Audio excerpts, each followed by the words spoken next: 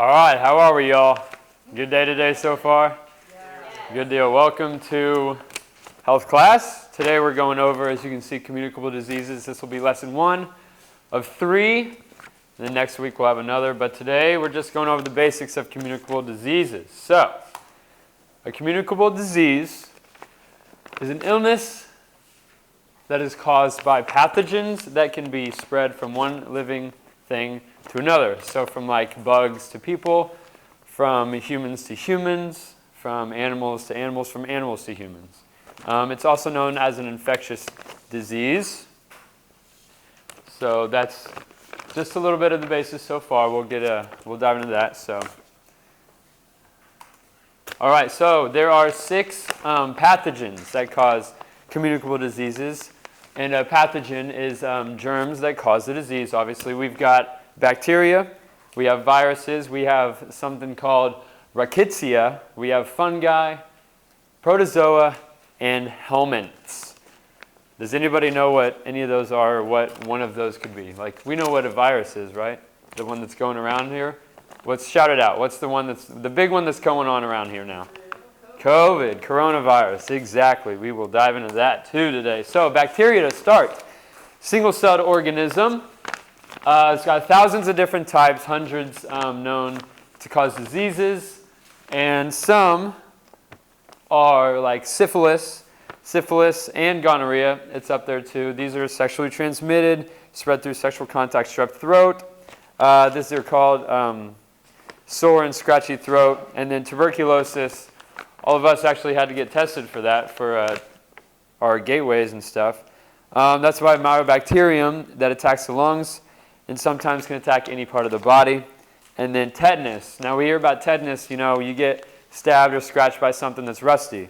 That's true to an extent. Really all it is if you get stabbed or scratched and the open wound is open, and then rust goes into the wound. So initially, yes, if you get scratched or stabbed by a rusty thing, then yes, the rust is already there that will go in. But regardless, if the wound's open and then rust somehow gets in, that's how tetanus is caused. And then Lyme disease, from ticks, the bites, they carry the specific bacteria that causes that Lyme disease. So those are a couple bacteria. And then rickettsia. Rickettsia is a pathogen growing inside living cells, resembles bacteria, so it's not quite. These are caused mostly by lice, ticks, and fleas, so the little darn bugs that'll get up there and bite you. Sometimes they're transferred through animals, and then the animals that, if they attack you or scratch you or bite you, that is something that'll happen too. So a couple up there, as you see, typhus, Rocky Mountain spotted fever. Typhus is caused by a bite from a flea, a mite, a tick. And then, like I said, it transfers that rickettsia, transfers that pathogen into you. And then Rocky Mountain fever, caused by a tick bite, and this leads to nausea, rash, and headache or vomiting. All right, viruses, the one most of us know. So this is the smallest known pathogen. These, they attack other cells and then they overtake it. And then they move along throughout the body to other cells. As you can see up there, we've got some types. So the common cold, we all know that, just a little sickness and stuff. Mumps occurs in the salivary and parotid gland. It's when they get swollen and you begin to feel tender, you get headaches sometimes. Hepatitis that affects the liver, and then that done messes up the whole body because the liver, that's up there and it's pretty important for us. HIV is caused by sexual stuff too, and then COVID. So COVID is caused by droplets of one that is infected and then getting into another. So real quick, obviously I wasn't allowed, or I couldn't do my presentation 2 weeks ago because that's when I was supposed to do it. I had COVID. And some of the side effects for COVID that I had my eyes. Anytime I moved them really quickly, it really hurt my head. So I feel like when I turned, I had to close my eyes and open them, and close my eyes and open them. So that was just something silly. And then at night, I couldn't taste a little bit. Things tasted weird. I couldn't smell, which really freaked me out because I was always used to smelling things. And then at nighttime, my body would get like sensitive. So I'd like take a shower, and I'd get out to dry off, and I'd get my towel. I don't know if anybody has COVID, but like I would start to dry myself off, and it'd just be like a weird pain, I don't know what it was. But that was something small from COVID. So has anybody else had COVID yet or anything? What's one of the weird ones that somebody had? Raina, did you have something weird? Just couldn't taste. Shelby? Same, yeah. Yeah, Philip? Whenever I would breathe in, it would basically have the sensation of drinking a pop and you get a fizz type sensation in your nose. That felt on the back of my brain. Oh, really? That is pretty goofy. Yeah, Hannah? I had cramping on like outside of my abdomen. Huh. Interesting. Anybody else want to share any other strange? Yeah, Chelsea. Not me, but my husband had terrible fever dreams. Ooh. Fever dreams? Interesting. Huh. Dang. So as you can see in here, there's a lot of random things that COVID causes that we just sometimes don't even know. So a little bit more about viruses. Enters the body, and then yes, it gets into the bloodstream, and then it all messes you up. So this is viruses. So next, we've got fungi. So we all know this one, mushrooms. That looks like the Mario mushroom. We've got the mushrooms on the ground, all the different fungi, but then obviously there can be fungi on us. So they single or multi-celled parasitic organism. Fungi grow all over the ground in mushroom form, like I said, but then they can come onto us through like mucous membranes and fungal infection or inhaled. Obviously, that doesn't happen to us, but it's the one on the left where y'all's right. It's a little, I mean, it's kind of gross looking, but I mean, that's all that it really is the fungi. And that'll be ringworm that you see up there. So yeah, as you see, it lives on the skin, lungs, gets into the mucous membranes, causing disease in the process. So a couple of those, athlete's foot. Athlete's foot, you know, it gets up in your feet. You're out there, shoes tight, doing all these activities, and then it's all sweaty up in there. Your feet are stinky and stuff. So that causes, it gets on the skin, and then it causes all the infections. And we hear about, you know, if you're in the shower and you got athlete's foot, and, you know, you pee on your feet. To an extent, that kind of helps. The thing in the urine that helps it, it's called urea. It's a main nitrogenous breakdown product of protein. And it could help if you had like gallons of your urine, which I don't think we do that in one shower. So if you did it like multiple, I mean, I think over a long time, and you kept on going on your feet, then eventually it would, but you would need like a ton of it to completely heal it. Ringworm, as you see, this is it. I mean, it's nothing crazy. It's just a little circle, but it causes itchiness, burning, stinging, and then nail infections. This is like whenever you got the little hangnail that it rips off, and then the bacteria, the pathogens, the fungi gets into the wound and causes the nail infections. All right, protozoa. So for this one, these are tiny single-celled organisms that produce the disease and causing toxins. Protozoa, they are mostly in moist environments, so they're inside animals, insects, or humans. It's spread through contact or through food. So malaria, we've all heard of that from the bugs or the mosquitoes out in really, I mean anywhere, but mostly in Africa. Correct me if I'm wrong, Drew. Correct. That's correct, okay.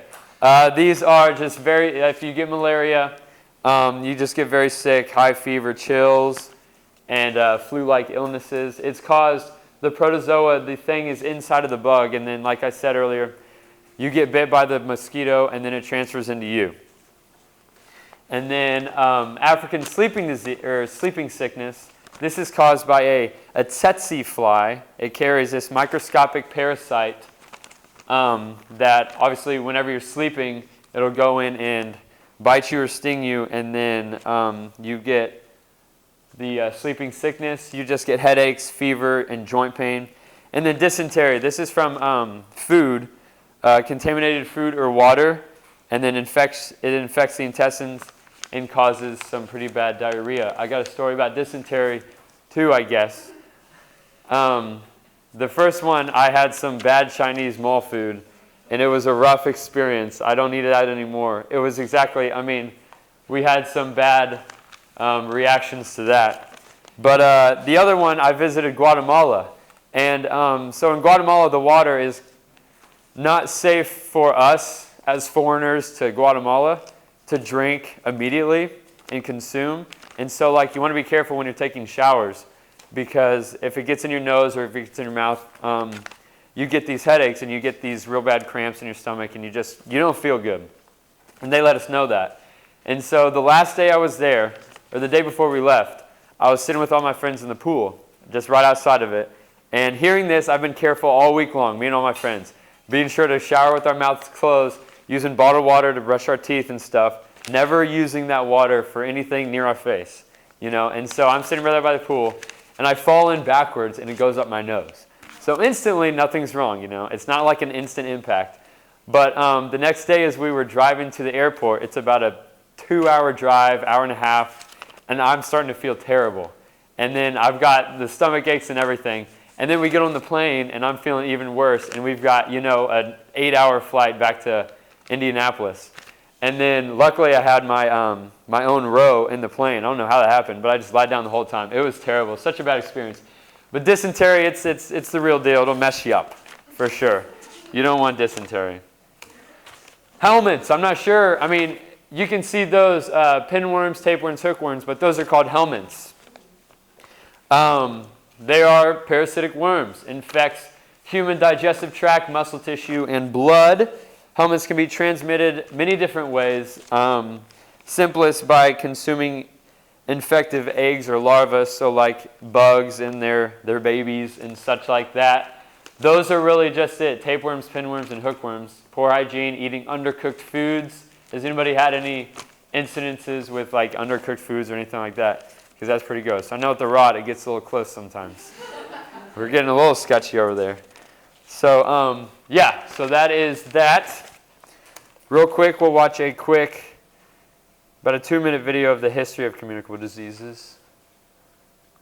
Possibly.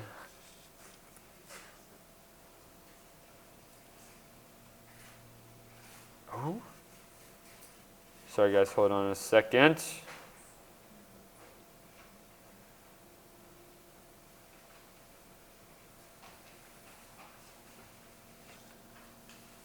Woo-hoo, what are we doing here?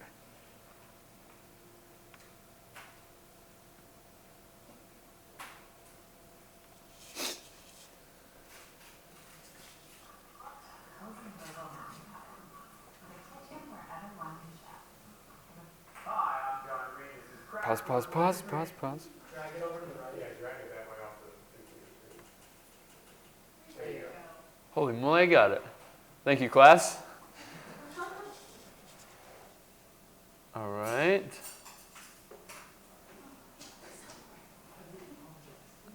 All right, let's listen up here. Quick 2 minutes. And today we're going to talk about a subject that makes me profoundly uncomfortable: disease. This is a tough Me too. person because I'm a bit of a hypochondriac. But to be fair, my fears are kind of rational. I am afraid that my existence will be ended by a soulless microscopic organism. And to be fair, they have killed a lot of people. You're not paranoid if germs are actually out to get you. And as we'll see today, they are. Fortunately, we live in the 21st century when communicable disease does not play such a massive role in human history, except for become bird flu or SARS or HIV/AIDS or antibiotic resistance. Or COVID-19.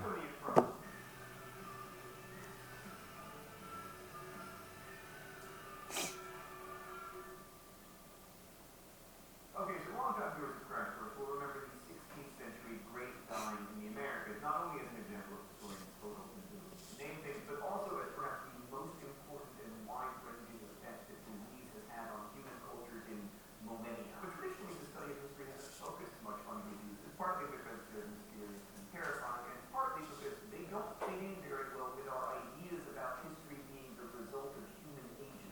We like to imagine that things happen because we did good things, or because we did bad things, or at least because we did some kind of thing. But in fact, history often happens because lots of people got smallpox. There's also the fact that diseases were often seen to be the result of divine will, or divine wrath. Plus, because people didn't know that much about disease, they didn't write about it very often, and when they did write about it, they didn't always write about it particularly well. So when you read primary sources,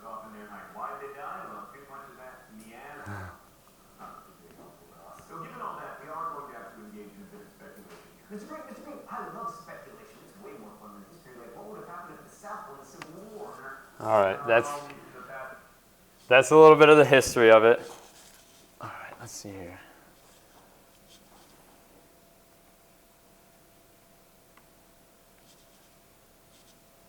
Oh my gosh, I'm a pro at it now. Oh, farts, maybe not. Spoke too soon, y'all.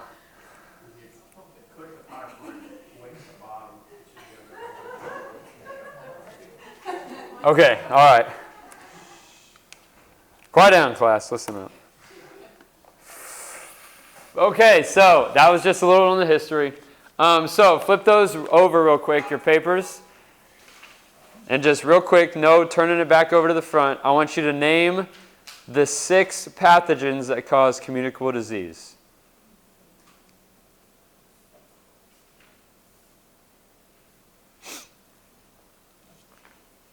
And then slam your pencil down when you're done, or pen, with authority. So I hear you.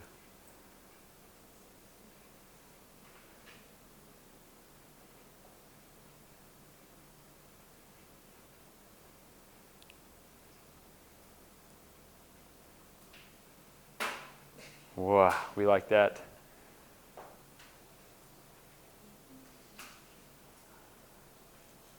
Okay. Who can name one of them? Philip. Virus. Virus, very good. Chelsea. Fun guy, amazing. Shelby. Bacteria, we like, well, we don't like that, but yes. Anybody else? We got 3 more. 2 more, sorry. Zach. Syphilis. Well, that is a bacteria, but Someone already said COVID. what is COVID? He said virus, but yes, very good. Okay, we still got 2 more, yes? Helminths, very good. Those are the worms. And then 1 more. It's the dysentery. Starts with a P. Protozoa, very good. All right, so next week we will be going over, not my sources, we'll be going over the stuff that helps heal us from our injuries or from our diseases such as this. This will not heal us, but this will help us. So I'm looking forward to be with you guys next week. Thank you very much.